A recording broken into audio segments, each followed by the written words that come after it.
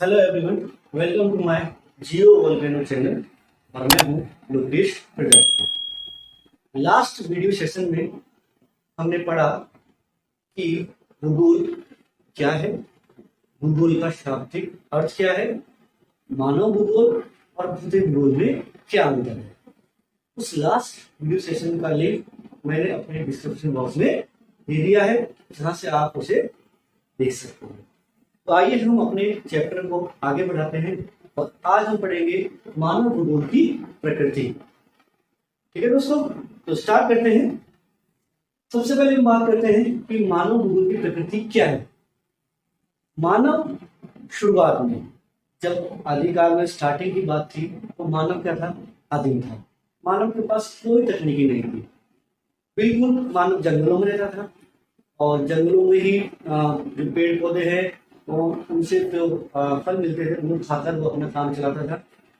लेकिन मानव ने धीरे धीरे सूक्ष्म प्रौद्योगिकी में विकास किया और भौतिक पर्यावरण के तत्वों का उपयोग करके उसने अपना खुद का सामाजिक एवं सांस्कृतिक पर्यावरण का विकास किया।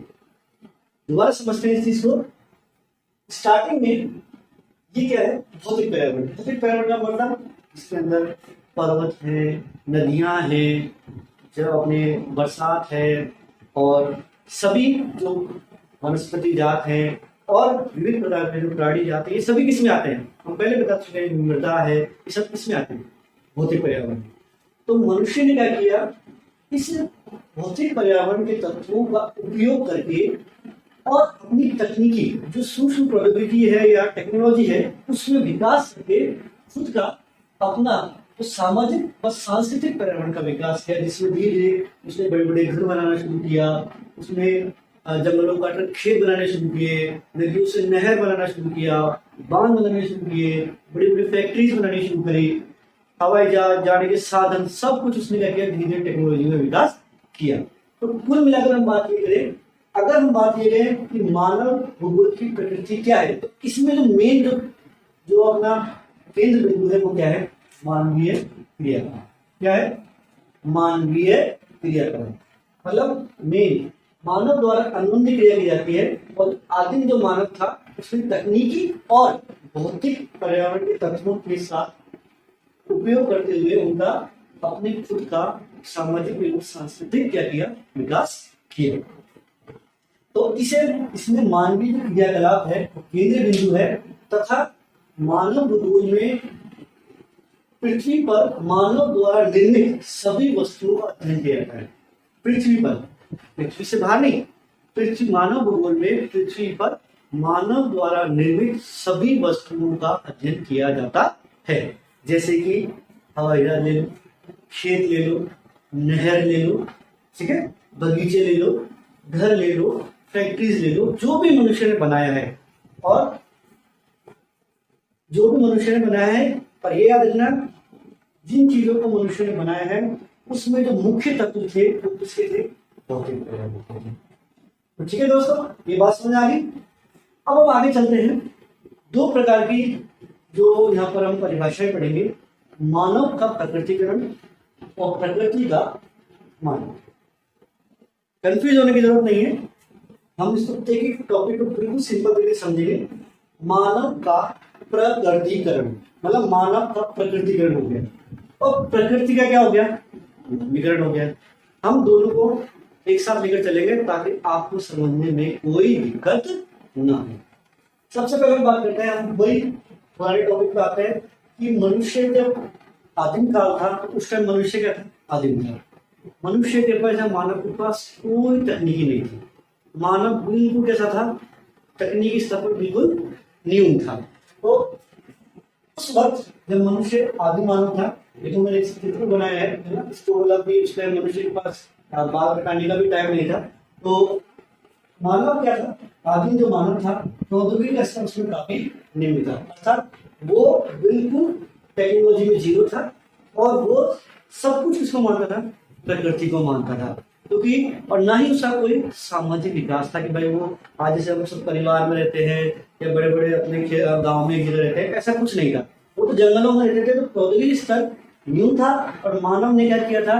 प्रकृति के सभी आदेशों के अनुसार अपने आप को ढाल लिया था। अर्थात कहने मतलब प्रकृति से वो डरता था। उसने प्रकृति को क्या मान लिया था? स्वामी मान लिया था, और वो खुद को क्या मानता था? प्रकृति का दास मानता था। तो देखो, मानव प्रकृति का दास था और प्रकृति क्या थी इसमें? स्वामी। यही तो है मानव का प्रकृतिकरण। और वह प्रकृति की पूजा करता था और प्रकृति को एक माता की तरह पूजता था। जंगल में आग लग जाती थी तो वो घबरा जाता था, तो वो आग को क्या मान भगवान मानने लग जाता था। तो वो हर चीज में उसने अपने को पृथ्वी के जो नियम या प्रकृति के जो नियम है उसके अकॉर्डिंग खुद को ढाल लिया था। इसलिए जो अपने फ्रेडरिक रेटजेल, जो अपने जर्मन भूगोलविद थे, उन्होंने कहा कि आदिम मानव और प्रबल प्राकृतिक शक्तियों के बीच इस अन्योन्य क्रिया को पर्यावरणीय निश्चयवाद कहते हैं। अर्थात वे इसमें एक नई विचारधारा दी किसने? फ्रेडरिक रेटजेल ने। फ्रेडरिक रेटजेल ने कहा कि इसमें मानव क्या है? प्रकृति का दास है और प्रकृति क्या है? स्वामी है। तो उसने कहा कि आदिम मानव है और जो प्रकृति की जो प्रबल शक्तियां हैं उनके बीच जो अन्योन्य क्रिया है, इस प्रकार की जो क्रिया है उसमें उन्हें विचारधारा जिसका नाम क्या है? पर्यावरणीय निश्चयवाद। अर्थात पर्यावरणीय निश्चयवाद क्या हुई? अपनी पहली विचारधारा हो गई। बच्चों एक परीक्षाओं में बहुत बार प्रश्न पूछा गया है कि पर्यावरणीय निश्चयवाद क्या है। तो पर्यावरणीय निश्चयवाद क्या है? जिसके अंतर्गत मानव प्रकृति के सभी आदेशों को मानता है, मानव प्रकृति का दास है और प्रकृति क्या है? स्वामी है, और मानव बिल्कुल आदि है। तो ये है अपना क्या? मानव का प्रकृतिकरण। ठीक है बच्चों, आगे चलते हैं। धीरे धीरे मानव ने भौतिक पर्यावरण के तत्वों का उपयोग करते हुए और अपनी टेक्नोलॉजी में विकास करते हुए धीरे धीरे उसने अपना सामाजिक और सांस्कृतिक जो पर्यावरण है उसका विकास भी किया। मतलब पहले वो जंगलों को आग लगाकर वहां पर खेत बनाता था, स्थानांतरित कृषि करता था। धीरे धीरे उसने स्थायी कृषि करना शुरू किया। पहले वो बैलों से खेत जोतता था, धीरे धीरे उसने इसके द्वारा ट्रैक्टर के द्वारा अपने जो खेत है उनको जोतना शुरू किया। हर टेक्नोलॉजी, कार, धीरे धीरे उसने एरोप्लेन बनाए, रॉकेट्स बनाए और बड़ी बड़ी फैक्ट्रीज बनाई। तो धीरे धीरे उसने अपना विकास करना शुरू किया और वो आदिम मानव से कहाँ पहुंच गया? आधुनिक मानव के स्तर पर पहुंचने लग गया। यानी कि उसकी जो तकनीकी स्तर है, यानी कि उसकी प्रौद्योगिकी टेक्नोलॉजी है, उसका उसने धीरे धीरे विकास किया। और जब जब उसने धीरे धीरे अपनी प्रौद्योगिकी का विकास किया तो उसने प्रकृति के नियमों को समझना शुरू किया। और प्रकृति के नियमों को समझता गया तो वो क्या हो गया? अब धीरे धीरे प्रकृति का क्या हो गया? स्वामी हो गया। प्रकृति क्या हो गई? अपनी दास हो गई। तो इसमें क्या हुआ? इसमें प्राकृतिक नियमों की जो आधुनिक मानव समझ करने लगा। सूक्ष्म प्रौद्योगिकी का उसने विकास किया, जिससे क्या हुआ? उसने अपना सामाजिक और सांस्कृतिक जो है पर्यावरण का विकास भी किया। देखो यहाँ पर लिखा हुआ है, यहाँ पर प्रकृति दास है और मानव क्या है? स्वामी। देखो यहाँ पर प्रकृति का दास कौन है? मानव। और यहाँ पर कौन है दास? प्रकृति। यहाँ पर स्वामी कौन है? ठीक है, प्रकृति। और यहाँ पर स्वामी कौन है? मानव। तो यही तो हम करें, मानव का प्रकृतिकरण हो गया, यानी कि मानव तो दास है और प्रकृति क्या है? स्वामी। जब यह प्रकृति का मानवीकरण हो गया तो प्रकृति क्या हो गई? दास, और मानव क्या हो गया? स्वामी। तो हम ये तो पढ़ना चाह रहे हैं कि मानव ने धीरे धीरे क्या किया? प्रकृति के नियमों को समझा। जैसे कि घर्षण से आग लगती है। पहले जब आग लगती थी तो बोले क्यों आग लग गई, देवता नाराज हो गए, भगवान नाराज हो गए? नहीं, उसने धीरे धीरे जब प्रकृति के नियम को समझा कि घर्षण से क्या होती है? आग लगती है, तो उसने क्या किया? फिर उस आग का उपयोग करना शुरू किया। ऐसे ही मनुष्य ने समझा, मानव ने धीरे धीरे जब सूक्ष्म प्रौद्योगिकी या टेक्नोलॉजी का विकास किया तो उसने देखा कि कोशिकाओं में एक डीएनए नाम का क्या होता है? डीऑक्सीराइबोस न्यूक्लिक अम्ल।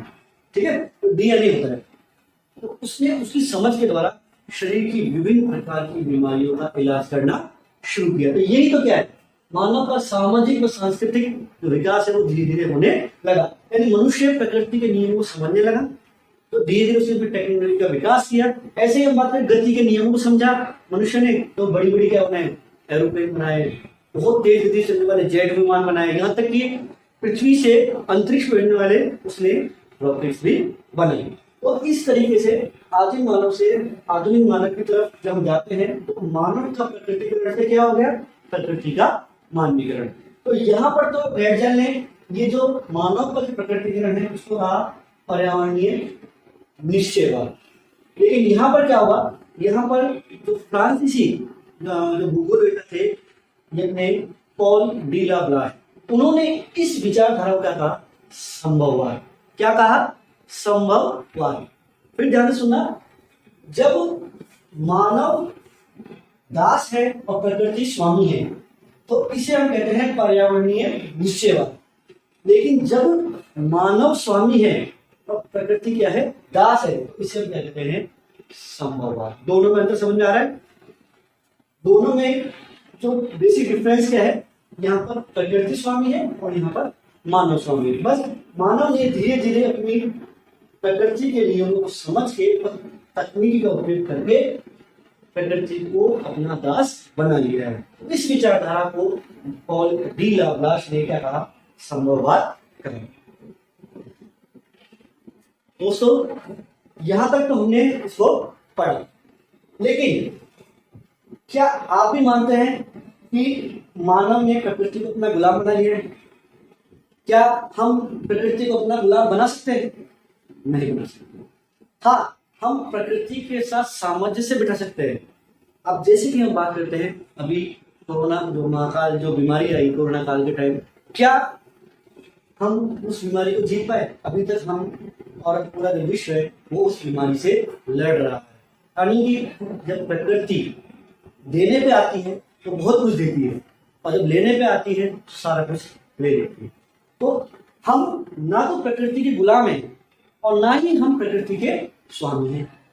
तो फिर एक और भूगोलवेत्ता हुए जिसका नाम है ग्रिफिथ टेलर। नाम है, कई बार परीक्षा में पूछा जाता है, ग्रिफिथ टेलर। तो उन्होंने बोला कि ना तो मानव गुलाम है और ना मानव स्वामी है, ना प्रकृति गुलाम है ना प्रकृति स्वामी है। तो उन्होंने एक बीच का रास्ता निकाला, मध्यम मार्ग, और उन्होंने एक नई विचारधारा दी जिसका नाम क्या है, नव निश्चयवाद। ठीक है दोस्तों, तो नव निश्चयवाद क्या कहता है, ना तो ये पर्यावरण निश्चयवाद को मानता है और ना ही ये संभववाद को मानता है। तो उन्होंने एक नई विचारधारा दी जिसका नाम है नव निश्चयवाद। ग्रिफिथ टेलर ने कहा कि ना तो प्रकृति हमारे स्वामी है और ना हम प्रकृति के स्वामी हैं। तो फिर उन्होंने कहा कि प्रकृति और मानव दोनों में आपस में क्या है, सामंजस्य है। मतलब प्रकृति मानव को उतना देती है तो मानव उसका एक लिमिट तक ही उपयोग करे, उसका दोहन ना करे। यदि वो उसका दोहन करने लगता है तो वो क्या है, संभववाद।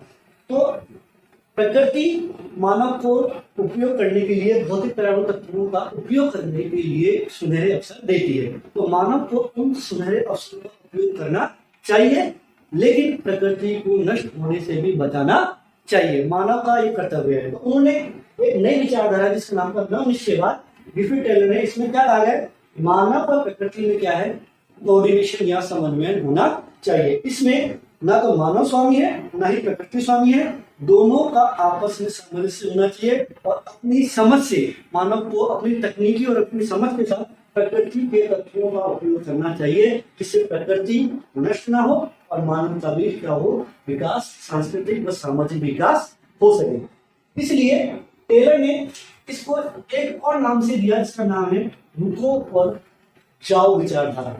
नव निश्चयवाद जो विचारधारा है, टेलर ने इसको एक नया नाम और दिया, इसका नाम है रुको और जाओ विचारधारा। रुको और जाओ विचारधारा का मतलब क्या है, हम इसे एक ट्रैफिक लाइट की जो ट्रैफिक लाइट होती है उसके द्वारा बड़ा आसानी से समझ सकते हैं। जैसे कि सबसे ऊपर होती है लाल, अपने पास पीला को कलर है नहीं ऑरेंज जो, इसलिए मैंने इसको ये मान लो, और बीच में नीचे नीचे क्या होती है, हरी। लाल का मतलब है रुको, पहले आप रुको। पृथ्वी या प्रकृति आपको जो देना चाहती है या आपको जो दे रही है उसके लिए आप तैयार रहो, और जब प्रकृति आपको लगे हाँ हमें इतना लेना है तब उसके बाद आप जाओ। ठीक है, तो स्टॉप एंड गो, रुको और जाओ विचारधारा भी नव निश्चयवाद को कहा जाता है। तो एक ट्रैफिक लाइट के नियमों के द्वारा हम इसको बहुत अच्छी तरह से समझ सकते हैं कि इसके अंदर मनुष्य को रुकना चाहिए, प्रकृति का हमको उपयोग करना है, लेकिन प्रकृति उसके लिए तैयार हो। जैसे ही प्रकृति का उपयोग करने अपने उपयोग करने के लिए आपको भौतिक प्रकृति देने तैयार होती है, तो हमें जो इसका उपयोग करना चाहिए। उसके बाद उसका अत्यधिक दोहन ना करके फिर प्रकृति को थोड़े दिन के लिए दोबारा से उसको अपनी जो तत्व है जो उसके मन दोहन कर रहे हैं उसको रिफिल करने के लिए उसको टाइम देना चाहिए। ये नहीं कि हम बस पेट्रोल है, डीजल है या तेल है वो निकाले जा रहे हैं, तो एक समय ऐसा आएगा कि हमारे पास क्या होगा, पेट्रोल डीजल सारे खत्म हो जाएंगे। तो ये बात समझ में आती है अपने को कि मानव का प्रकृतिकरण या प्रकृति का मानवीकरण समझ आती है बात। इसको हम बहुत अच्छी तरह समझ भी सकते हैं। मानव का प्रकृतिकरण और प्रकृति का मानवीकरण आपको समझ में आ गया। अब एक छोटा सा उदाहरण किताब में भी दे रखा है, एक बहुत ही छोटा सा उदाहरण कि जंगलों में पहले टाइम पे जो आदिम जो लोग मानव था वो जंगलों में रहता था, जंगलों में ही था, सोता था, जानवरों के बीच भिड़ने जंगलों में, और धीरे धीरे वो पूरे जंगलों में जो भी खेत है जहाँ पर भी वो अपने रहना चाहता है उस जंगल को थोड़ा साफ और रहता था। फिर वहां पर खेतों और जंगलों को में पेड़ों को जला जलाकर वहां पर स्थानांतरित कृषि करता था। मतलब यहाँ पर कृषि कर ली, 1-2 साल कृषि करी, फिर आगे जाकर फिर जंगल जलाए और फिर, लेकिन धीरे धीरे उसकी क्या विकास की और मानव का जो प्रकृतिकरण है वो धीरे धीरे बदल गया, प्रकृति के मानवीकरण में बदल गया। तो अतः पर्यावरणीय निश्चयवाद और संभववाद दोनों के बीच का जो मध्य मार्ग है वो क्या था, नव निश्चयवाद, जो रिफिल टेलर ने दिया था। मैं आपको समझा चुका हूं। इसका मतलब ये है ना ही ये विचारधारा ये कहती है ना ही ये नितांत आवश्यकता की स्थिति है जैसे कि पर्यावरणीय निश्चयवाद, और ना ही ये नितांत स्वतंत्रता की स्थिति है जैसे कि संभववाद। ये तो मानव और प्रकृति में क्या है, आपस में समन्वय की स्थिति है। इसमें जो समझाया गया है कि जो ट्रैफिक जो लाइट है इसमें लाल जो रंग है उसका मतलब है रुक जाओ। प्रकृति जब आपको अवसर दे तब आप उसका उपयोग करना।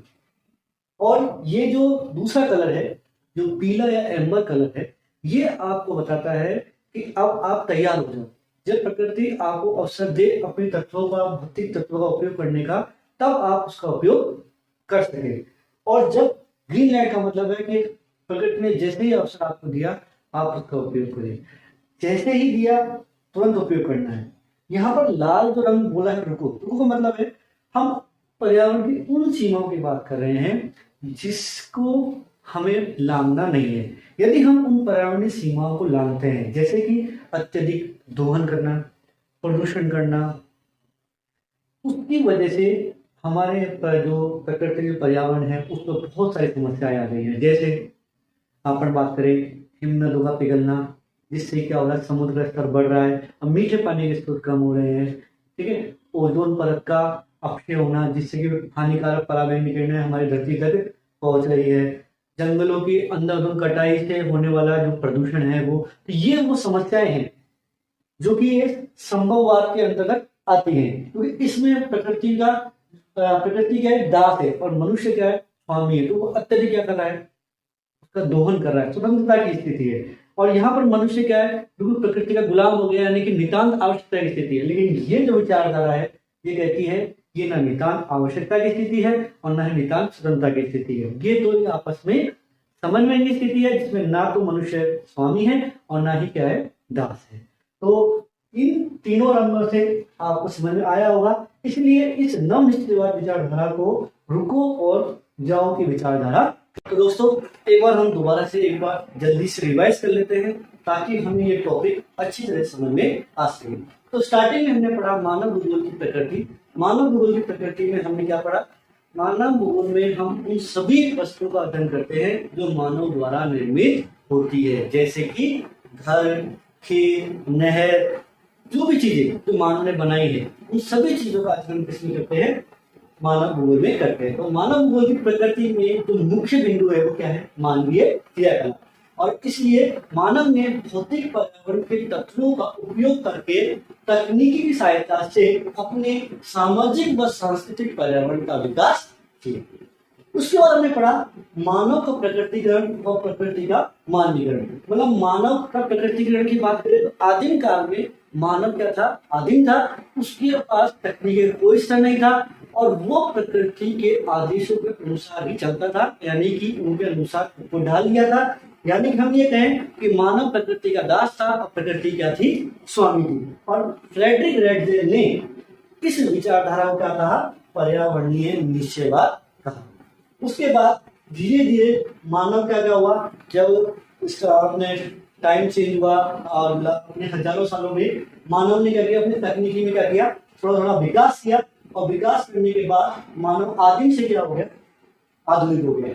उसने प्रकृति के नियमों को समझना शुरू किया, जैसे घर्षण है, बहुत सारे नियम। और उसके बाद उसने अपने तकनीकी स्तर में काफी विकास किया और फिर उसने अपने सांस्कृतिक और सामाजिक पर्यावरण का विकास भी किया। इसलिए धीरे धीरे मानव यहाँ दास था, मानव यहाँ पर स्वामी हो गया, प्रकृति स्वामी थी, यहाँ पर प्रकृति क्या हो गई, दास हो गई। इस विचारधारा को डी लाप्लास ने क्या कहा, संभववाद। दोनों में अंतर समझ रहे हैं हम। लेकिन हमने कहा कि ना तो प्रकृति स्वामी है ना मानव स्वामी है, ना प्रकृति दास है ना मानव दास है। तो फिर इसके लिए गिफिट टेलर ने एक नई विचारधारा दी जिसका नाम है नव निश्चयवाद विचारधारा, और इसे रुको और जाओ विचारधारा के नाम से भी जाना जाता है। उन्होंने कहा ना तो प्रकृति स्वामी है ना ही मानव स्वामी है, ना प्रकृति दास है ना मानव दास है। तो फिर उन्होंने कहा कि प्रकृति और मानव में समन्वय की क्रिया होनी चाहिए, कोऑर्डिनेशन की क्रिया होनी चाहिए। इसमें मानव क्या करेगा, पहले प्रकृति को देखेगा, प्रकृति जब उसको भौतिक पर्यावरण के तत्वों का उपयोग करने के अवसर देगी तो वो उसको उपयोग करेगा और उसके बाद फिर प्रकृति को थोड़े दिन के लिए अपने स्तर पर छोड़ देगा ताकि वो अपने तत्वों को क्या कर सके, दोबारा से रिफिल कर सके। तो इसमें इसलिए इसको रुको और जाओ विचारधारा के नाम से भी जानते हैं। इसमें कहा गया कि पहले मानव को रुकना चाहिए, जब प्रकृति कहे कि हाँ आप अपने तत्वों का उपयोग, हमारे तत्वों का उपयोग कर सकते हैं, कहे मतलब जब आप उस अवसर दे और उसका तैयार है और जैसे ही वो अवसर देता आप उसका उपयोग करें। तो इसलिए इसे रुको और जाओ विचारधारा के नाम से भी जाना जाता है। आशा करता हूं कि आपको आज का जो वीडियो है वो अच्छा लगा होगा। यदि आपको हमारा वीडियो अच्छा लगे तो उसे लाइक करें, सब्सक्राइब करें और बेल आइकन जो बटन है उसको प्रेस करें ताकि हमारी वीडियोस की नोटिफिकेशन है वो आपको सबसे पहले मिल सके। तो मिलते हैं हम अगले वीडियो सेशन में, तब तक के लिए जय हिंद, जय।